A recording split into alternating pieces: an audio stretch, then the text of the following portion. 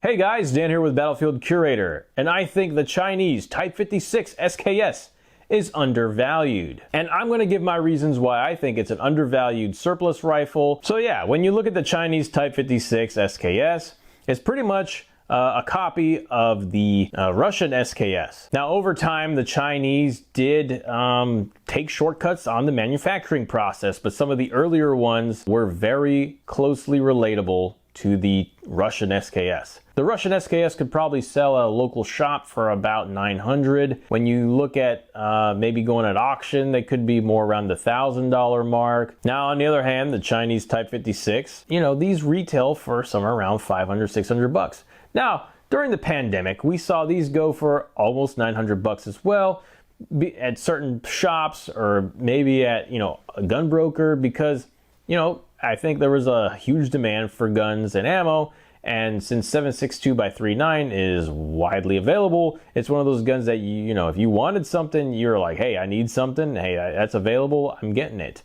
And of course, people are probably going to price gouge or understand they know what they have when it comes to firearm availability and demand for ammo as well. Within that time frame of the pandemic and riots and all that, those issues definitely spiked the price of the SKS. Currently, you could look on some of the websites and you can get a Chinese Type 56 SKS for really cheap, especially, since it's the holidays, you might be able to get a sale or a deal. Maybe going on, just look out, I've seen them on a few websites. So they're coming into the country. So you think about it, if you don't grab one now, over time, they're probably going to go up in value and they'll be a little bit more scarce. And they're probably not going to come in as big batches, or they might be in even worse condition than what they are now. I think it's a great time to jump on the opportunity to grab one now since they're widely available. So you just got to think about those things sometimes. One of the reasons why I think that they're really undervalued is their practical use capabilities. They're a semi-automatic rifle.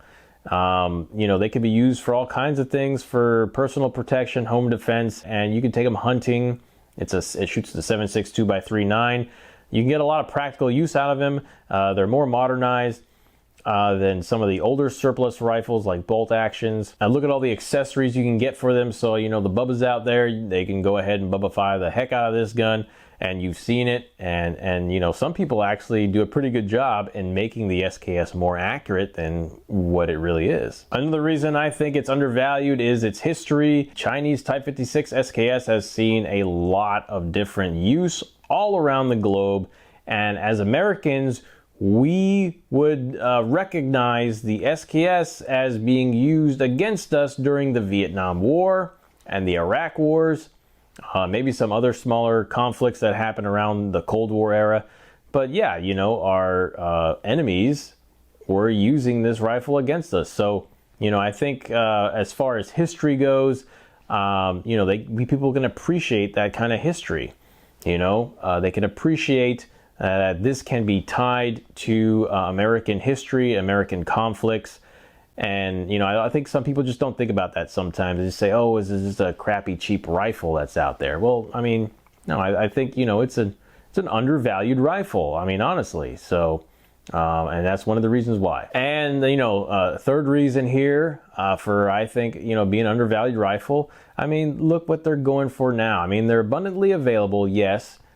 And look at the price. They're around the $400 to $500 range. What other rifles are going for $400 to $500 right now? Mosin Nagants. They are definitely in the $400 to $500 range, though they may have a little bit more history because of World War II.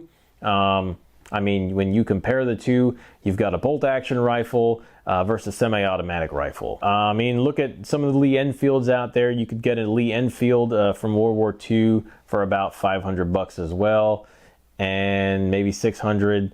So, you compare the prices, you're still looking at a bolt action to a semi-auto. So let's compare an SKS to an M1 carbine.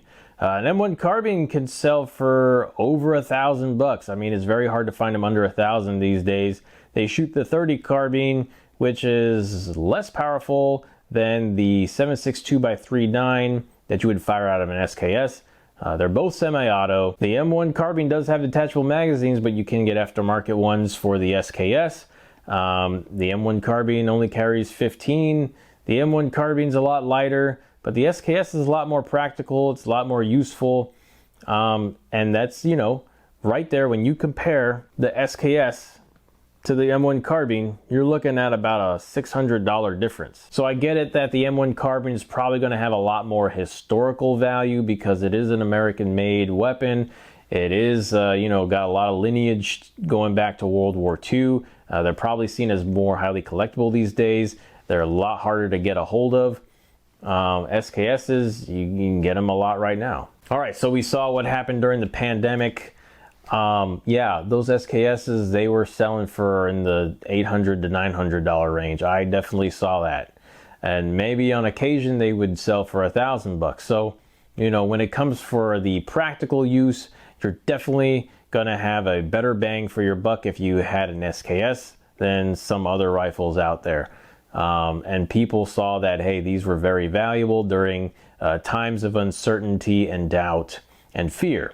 So the SKS is definitely one of those survival rifles that you can use, and they'll be very practical for, those kinds of purposes. Another reason why I think they're undervalued is because they have the name Chinese. A lot of people associate Chinese with being cheap crap, cheaply manufactured. Well, I'm telling you right now that these rifles are really reliable. So there's definitely a myth that these rifles are cheap Chinese crap, and that myth kind of floats around in people's heads, and they kind of deter themselves from buying it.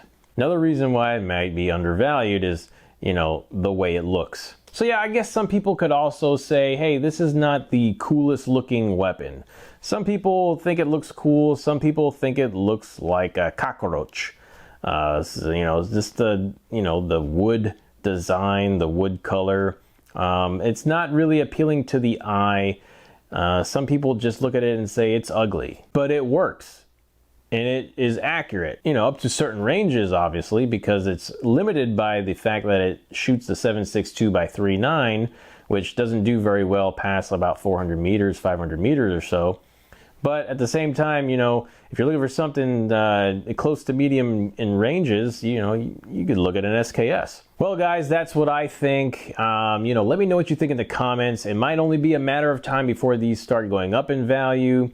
All it takes is one event or some political fear for these rifles, or maybe some popular person to grab these and show them off on social media. They might just, go up in value like that. One day you're looking at them at the price that you see now, the next day they're at $1,000. So I think the pandemic, since it's kind of teetered off now, a lot of these rifles have come down in value again. So I think right now is a prime time to pick them up if you haven't already. So let me know what you think in the comments. If you like this kind of content, be sure to share it with your compadres. And as always, be sure to learn history and curate history. Make it a great day.